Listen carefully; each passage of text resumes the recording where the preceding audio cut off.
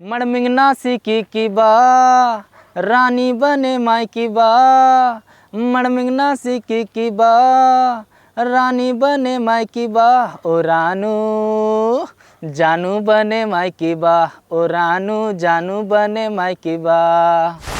निवायंगना निवायंगना two D नी कहुड़ी वातो ना निवायंगना, निवायंगना निवांगना two D नी कहुड़ी वातो ना निवांगना। ओहो ओहो आबरता डाबरा ये चीका सोना निकुन लहरदार घाघरा घाघरा घाघरा हो। ओहो ओहो आबरता डाबरा ये चीका सोना निकुन लहरदार घाघरा घाघरा घाघरा हो। चल दाले सोना ना संग वलताले आगरा आगरा आगरा हो।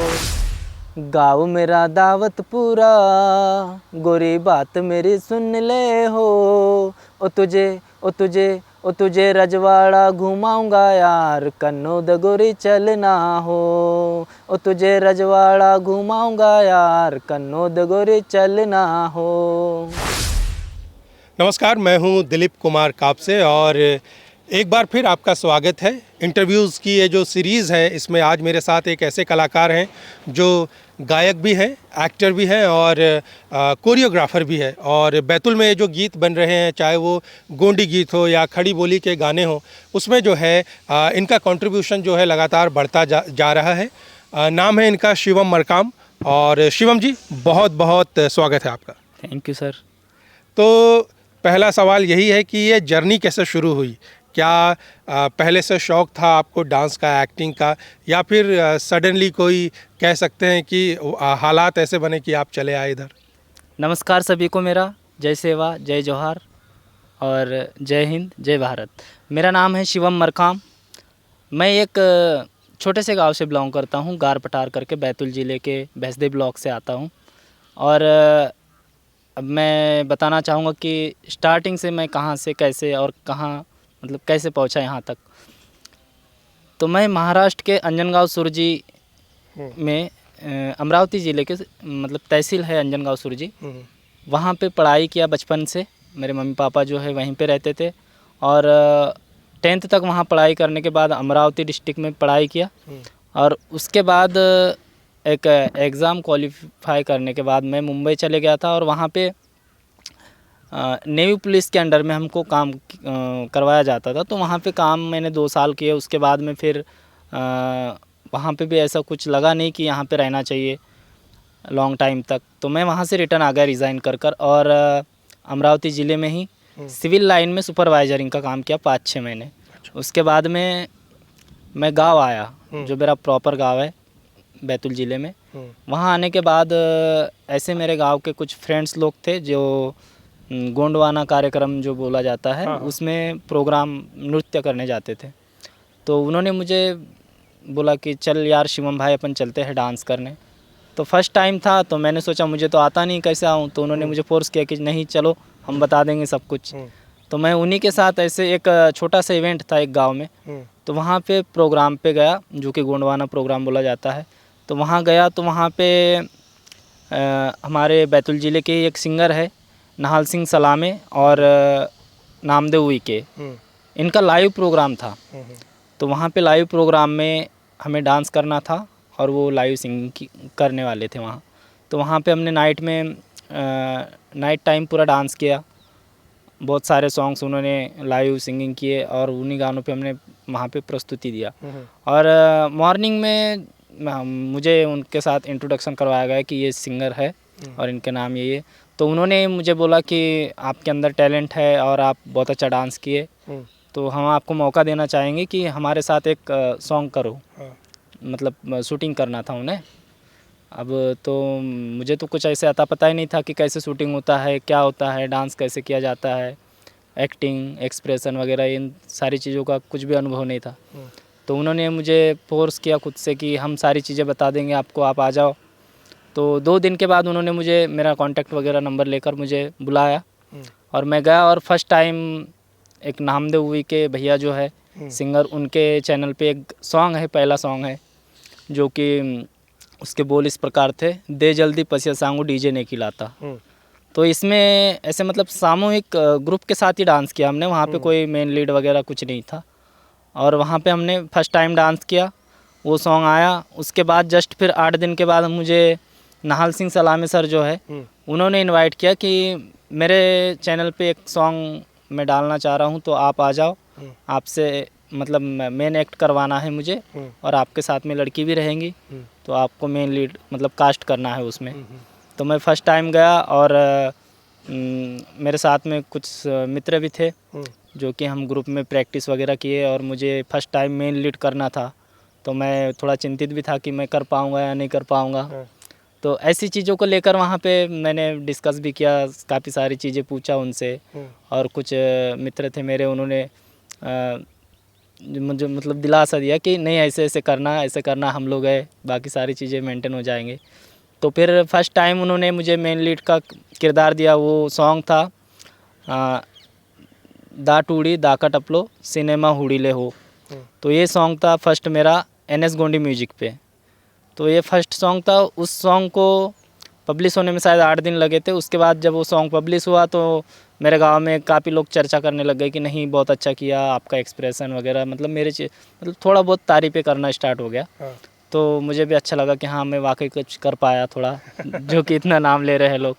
तो फिर उसके बाद जैसे पहला गाना आपको मिला, फिर जैसे आप कह रहे हैं कि लोगों ने तारीफ़ें भी की, पसंद भी किया, तो उसके बाद अभी तक आप कितने म्यूज़िक वीडियोस कर चुके हैं? तो वहाँ से फिर सिलसिला चालू हो गया। तो वहाँ से फिर मैं फर्स्ट टाइम इधर बैतूल ज़िले में आया था। एक मित्र था मेरा माहिर उइके करके, उनके थ्रू मैं ममता उइके जी जो है हमारी बैतूल ज़िले की गायिका सिंगर फेमस, उन्हीं के साथ में एक लाइव प्रोग्राम अटेंड किया था, जो कि पचमढ़ी साइड गाडरवाड़ा करके क्षेत्र है, वहाँ पे हमने लाइव प्रोग्राम में गए थे। तो वहाँ पे मैंने प्रस्तुति दिया था। और उसी के बाद जस्ट जब आया मैं रिटर्न, तो एक सॉन्ग था नाहल सिंह सलामी सर का, जो कि नागिनता चाल वाला सॉन्ग है, नागिनता चाल, जो कि आरती दीदी और उनके दोनों के मतलब सिंगिंग, उन्होंने दोनों ने सिंगिंग किया था। और उस सॉन्ग पे मुझे परेश ध्रुवे जो है डांसर थे वो बहुत पहले से, और उनके साथ फर्स्ट टाइम मिलने का मौका मिला, और उनके साथ मैंने वो सॉन्ग में काम किया। दोनों ने मेन लीड किया था उसमें, परेश ध्रुवे और मैं, और मोनिका थी साथ में, और प्रीति ध्रुवे। तो हमने उसमें मेन लीड किया। तो वहाँ से फिर मुझे एक अच्छा इमेज मिला कि शिवम मरकाम जो है डांसर है, और वहाँ से मैं बहुत ज़्यादा मतलब प्रचलित में आ गया कि सब पहचानने लग गए। फिर उसके बाद मुझे एक के बाद एक एल्बम मिलना स्टार्ट हो गया। और ये सिलसिला ज़्यादा दिनों का नहीं है, बस 1 से 1.5 साल के अंदर ये चीज़ें हुई। और लगभग मैं अभी तक 200 सॉन्ग के करीबन सॉन्ग कर चुका हूँ, जिसमें लैंग्वेजेस है, सबसे ज़्यादा तो गोंडी में किया है, उसके बाद में कोरकू है, कुछ मराठी है, और कुछ अपनी खड़ी भाषा में हिंदी। तो ऐसे मैंने अनगिनत सॉन्ग किए, और लगभग लगता है मुझे कि 200 क्रॉस हो गए हैं। ठीक है, थोड़ा सा पीछे लौटते हैं बचपन की तरफ आपका। ये रुझान आपके अंदर कैसे जागा? जैसे आपने बताया कि बहुत सारी चीज़ें आपने की, नेवी पुलिस के अंडर भी काम किया, अमरावती से आप हैं, आप मुंबई भी गए, वहाँ भी 2 साल रहे, अभी बैतूल में आपका पूरा करियर चल रहा है। तो पीछे लौटे तो बचपन में क्या चीज़ें थी जिसने आपको इंस्पायर्ड किया कि यार, मतलब जैसे आपने बताया कि आप अचानक से चले आए इस लाइन में, लेकिन कुछ तो अच्छा लगता होगा, बॉलीवुड फिल्में होंगी, हिंदी फिल्में होंगी, या किसी और भाषा की फिल्में होंगी, तो वहाँ से किसी से इंस्पायर्ड हुए कि कोई अच्छा लगता था, तो कैसे लगा? कभी लगा तो होगा कि यार एक्टिंग करूँगा या डांस करूँगा? हाँ, तो जब हम छोटे थे तब हम टीवी देखते थे। टीवी में मतलब फिल्में देखना मुझे अच्छा लगता था। और ऐसे मतलब डांस का तो इतना कोई ख़ास शौक़ नहीं था उस समय, बट पता नहीं अचानक से मेरे अंदर वो चीज़ें आ गई कि मुझे डांस अच्छा लगने लगा। और डांस तो ऐसी चीज़ है कि सभी को अच्छा लगता है। सही बात। तो बस इसी प्रकार से मैं जब इस फील्ड में आया, तब मुझे धीरे धीरे अपने आप को पॉलिश करने मिला, और मैं डांस को अच्छे से मतलब समझ भी पाया। और डांस एक ऐसी चीज़ है जिसमें मगन हो जाता है इंसान। तो बचपन में कौन सा एक्टर आपको बहुत पसंद था? हम उस समय में मिथुन के पिक्चर देखते थे। अच्छा। हाँ, तो बस मिथुन, और उसके बाद में जब हमारा डिजिटल दुनिया आया तो टाइगर श्रॉफ, ऋतिक रोशन, ऐसे अब तो बहुत सारे। तो ऐसा प्रॉपर कोई सिंगर मतलब एक्टर नहीं है जिसको मैंने गोल बना के रखा हो कि ये मेरा फेवरेट है, ऐसा कुछ नहीं है। मैंने देखा है आपका जो डांस मूव होता है वो काफ़ी मंझा हुआ लगता है, ऐसा लगता है कि आप ट्रेंड डांसर है, जैसे आपने बताया कि आप ट्रेंड डांसर नहीं है। तो ये कैसे इजी हो जाता है? मतलब मुझे लगता है इसमें तो काफ़ी मुश्किलात आती होगी, या फिर अनुभव लगातार बढ़ते गए, इतने म्यूज़िक वीडियो किए तो अब वो जो है आप पारंगत हो गए उस चीज़ में? सही। तो ये डांस में मतलब ऐसे कुछ क्लास वगैरह कुछ नहीं किया मैंने, बट जैसे इतना समय दिया मैंने 1.5-2 साल, तो ये समय में मैंने इतने सॉन्ग किया, तो उनमें से मुझे हर सॉन्ग में एक चीज़ सीखने मिला कि मैं यहाँ पे कुछ गलतियाँ कर रहा हूँ, तो वो चीज़ें मैंने अपने आप रिकवर किए मेरे अंदर, और उनको पॉलिश करके मैंने प्रेजेंट किया लोगों के सामने। और जब भी ऐसे मतलब जो भी प्रोजेक्ट आता है नया कि मैं इसे करने वाला हूँ, तो उसके लिए अपने आप जो स्टेप्स है वो उमड़ने लगते हैं अंदर से। ऐसा नहीं है कि कोई कोरियोग्राफी करवा रहा है या ऐसा कुछ नहीं, मतलब अंदर से ही निकल जाती तो है। आप कोरियोग्राफी भी करते, जैसे आपने बताया, तो कितने सॉन्ग्स अब आप कोरियोग्राफ कर चुके हैं? लगभग मैंने जितने सॉन्ग में काम किया है उसमें से 90% सॉन्ग में मैंने ही कोरियोग्राफी किया है। तो ये जो आप काम कर रहे हैं म्यूज़िक एल्बम्स में, एक्टिंग का, डांसिंग का, कोरियोग्राफी का, तो इससे आपकी जो फाइनेंशियल कंडीशन है वो कितनी बेहतर हुई? अब कहा जाए, हमारे बैतूल ज़िले में इतने सारे चैनल्स क्रिएट हो गए हैं कि सभी लोग इतना प्रॉफिट नहीं कमा पा रहे हैं। अच्छा। तो लगभग हमारा जो अभी फ़िलहाल का वातावरण है ये बस चल रहा है, बाकी इतना कुछ हम हासिल नहीं कर पाए इस चीज़ में। तो इन फ्यूचर क्या है, मतलब आप क्या देखते हैं कि ठीक है अभी तो बहुत सारा काम मिल रहा है, काम कर रहे हैं आप, अच्छा भी जा रहा है, सारी चीज़ें लोग पसंद कर रहे हैं वीडियोस को, तो कुछ फ्यूचर तो सोचा होगा कि यार भविष्य में मुझे ये करना है? हाँ, तो इसी के साथ मैंने मेरा एक जब माइंड में ऐसी चीज़ें आई, अपने आप से सवाल हुए, तो मैंने खुद का एक चैनल क्रिएट किया। अभी एक सॉन्ग उसमें डाला है, ओ रानू जानू बने मायकी बा, फर्स्ट सॉन्ग था मेरा ये, और मैंने सिंगिंग किया है मनीषा परते जी के साथ, जो छिंदवाड़ा से बिलोंग करती है। और इस सॉन्ग में मुझे बहुत अच्छा रिच भी मिला और पब्लिक ने भी अच्छा सपोर्ट किया, प्यार दिया। तो वहाँ पे मुझे ये पता चला कि हाँ, मैं एक मतलब सिंगिंग लाइन में भी कुछ कर सकता हूँ। अच्छा रिजल्ट मिला मुझे पब्लिक से। ठीक है। आपके परिवार के बारे में जानना चाहूँगा, जैसे आपने बताया अमरावती से आप हैं, तो परिवार में कौन कौन है आपके, और माता पिता जो है वो क्या करते हैं, भाई बहन वगैरह कितने हैं आप लोग? तो हमारे घर में पूरी फैमिली, मतलब मेरे मम्मी हैं, पापा है, दादाजी दादी तो नहीं हैं उन, अब मतलब मम्मी पापा है जो कि गांव में रहते हैं और खेती बाड़ी संभालते हैं। उसी के साथ में जो बड़े भैया है तो वो अमरावती ज़िले में रहते हैं। और भाभी जी भी वहीं पे रहते हैं, उनके 2 लड़के हैं, वो भी वहीं स्टडी करते हैं, और भैया ठेकेदारी का काम करते हैं सिविल लाइन में।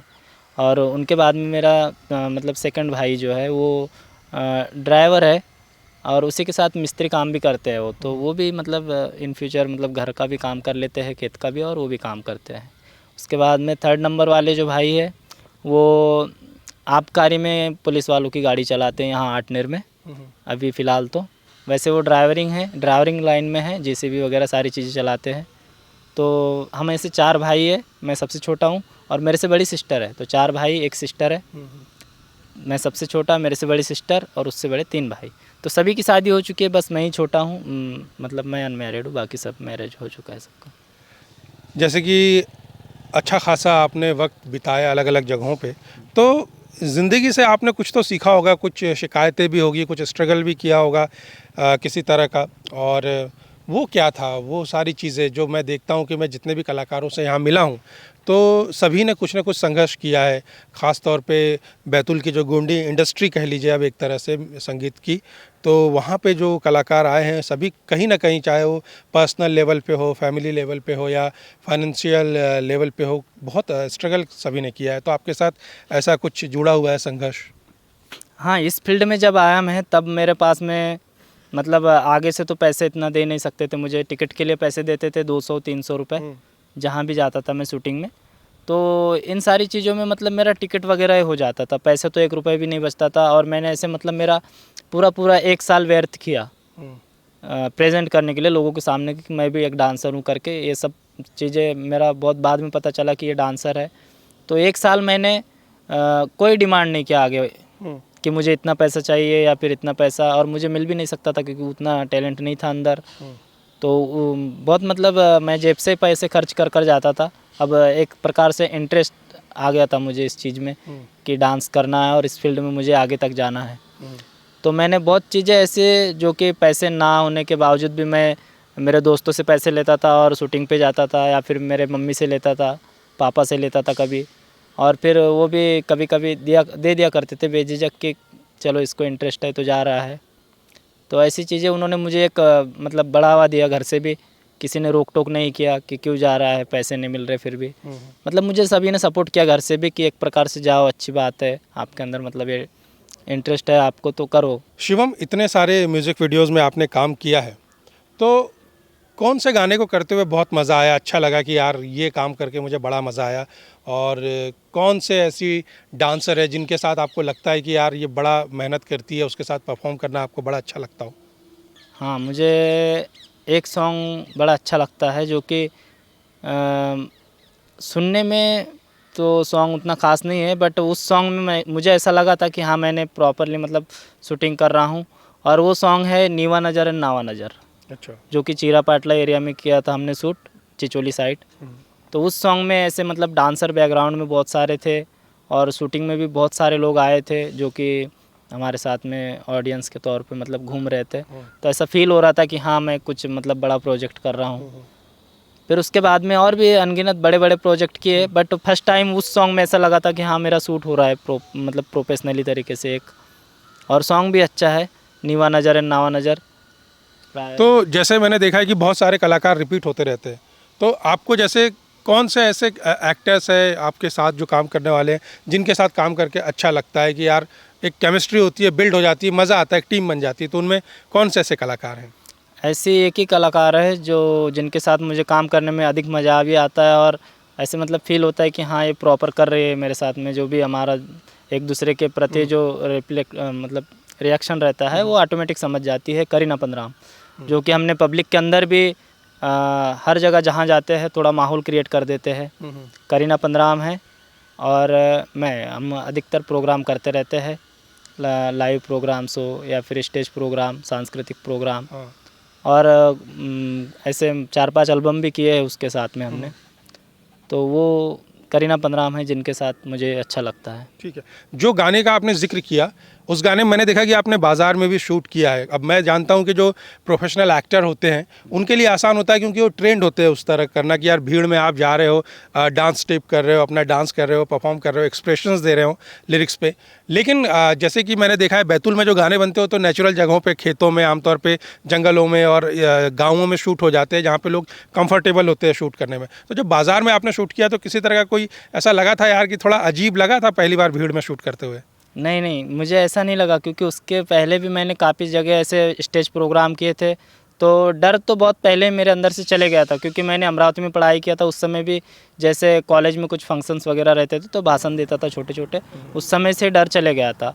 और अब तो मतलब जब से इस फील्ड में आया, एल्बम सॉन्ग्स वगैरह, तब से मुझे पब्लिक के अंदर जाना बोले तो एक अपॉर्चुनिटी लगता है कि मुझे एक मौका और मिल गया। अच्छा, कॉन्फिडेंस बिल्ड हो गया। हाँ, कॉन्फिडेंस, मेरा कॉम्पिटिशन और कॉन्फिडेंस और बढ़ जाता है वहाँ पे। अच्छा, तो जैसे आपने बताया आप सिंगर भी हैं और कुछ गाने भी आपने गाए हैं, तो अभी जो है एक सिंगर, एक्टर और डांसर के तौर पे मैं अगर आपको पूछूं तो कौन सा ऐसी फील्ड है जहाँ पे आपको लगता है कि यार मैं कंफर्टेबल हूँ, यहाँ पर मुझे लगता है कि मैं सक्सेसफुल रहूँगा, या सभी चीज़ें मैनेज करके बढ़ सकते हो आप? हाँ, इस फील्ड में बढ़ सकते हैं, जैसे कि हम जैसे समय के साथ साथ कुछ चीज़ें चेंज करते रहे, और इसी फील्ड में अगर कंटिन्यू भी रहा तो कर सकता हूँ, और यहाँ पे मैनेज कर सकता हूँ मेरा लॉन्ग लाइफ भी। जैसे कि सिंगिंग फील्ड में बोलो या फिर डांस, तो ये तो हमेशा लोगों को प्रिय होता है, और इस फील्ड में अगर मैं लगातार भी वर्क करता हूँ तो मतलब सफल है यहाँ पे भी। ठीक है। बैतूल के लोगों का बोलबाला है यहाँ पर इस इंडस्ट्री में, और ज़्यादातर कलाकार बैतूल के हैं, कुछ ही मैंने देखा है जो बाहरी ज़िलों से आते हैं। तो क्या सहज है आप यहाँ के लोगों के साथ काम करने में? किसी तरह का कोई चैलेंज, या आपको ऐसा तो नहीं लगता कि यार मैं बाहरी हूँ? नहीं नहीं, ऐसा कुछ नहीं लगा अभी तक। तो बाकी चैलेंजेस तो होती है, छोटी छोटी होती है चैलेंजेस। अभी तक ऐसे बड़े चैलेंज हमारे सामने नहीं आए कि इनको हमको फेस करना है। बाकी अब लगता है कि कुछ अच्छे काम करना चाहिए, और अगर कोई चैलेंजेस भी आता है तो उनके लिए हमको तैयार होना चाहिए।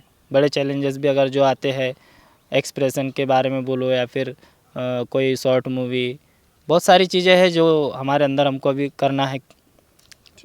बहुत सारे गाने बन रहे हैं, बहुत सारे गीत आ रहे हैं और अब तो बाढ़ सी आ गई है गीतों की, गानों की यहाँ पर। तो आपको क्या लगता है कि गानों की क्वालिटी वो अच्छी चल रही है, मेंटेन हो रही है, बेटर हो रही है, या आपको लगता है कि किसी तरह का एक रास्ता या एक जैसापन होने लगा है? हाँ, अभी जो फ़िलहाल में यहाँ पे बैतूल ज़िले में जो गानों की बाढ़ आ गई है, इसमें मुझे ऐसा लगता है कि यहाँ जितने क्रिएटर्स हैं सभी का उसमें एक प्रकार से घाटा है, क्योंकि सीमित अगर सिंगर रहे तो वो एक प्रकार से अच्छे सॉन्ग्स ला सकते हैं, और जो वीडियोग्राफी हो बोलो या फिर उसमें जितने भी एक्टिविटीज़ होती है उसके अंदर की, ये सारी चीज़ें वो अगर थोड़ा मतलब अच्छे से अगर प्रेजेंट करते हैं तो गाने भी चलेंगे, और सभी को मतलब एक प्रकार से पैसा मेन होता है, तो पैसे भी अच्छे कमा सकते हैं सभी लोग। ठीक है, ठीक है शिवम, बहुत मज़ा आया आपसे बातचीत करके, अच्छा लगा आपने अपने बारे में इतना कुछ बताया, क्योंकि म्यूज़िक वीडियोस में तो हम आपको लगातार देख ही रहे थे, और जो लोग आपको देख रहे हैं वो जानेंगे कि आखिर शिवम मरकाम कौन है, कहाँ से है। बहुत सारे सवालात उनके मन में उठते रहते हैं, तो वो आज उन्हें पता चलेगा कि शिवम क्या है, कितना मल्टी टैलेंटेड है और कितने सारी चीज़ें कर सकता है। बहुत बहुत शुक्रिया हमसे बातचीत करने के लिए। धन्यवाद सर, आपने भी हमें इस मतलब कैमरे के सामने फर्स्ट टाइम बुलाया और अपने आप को इंट्रोड्यूस करने लगाया सभी के सामने। आपके बहुत बहुत आभारी है, नहीं धन्यवाद। नहीं, अब तो मौका मिलते रहेगा आपको आने का, तो आगे भी मिलेंगे। जी, धन्यवाद सर।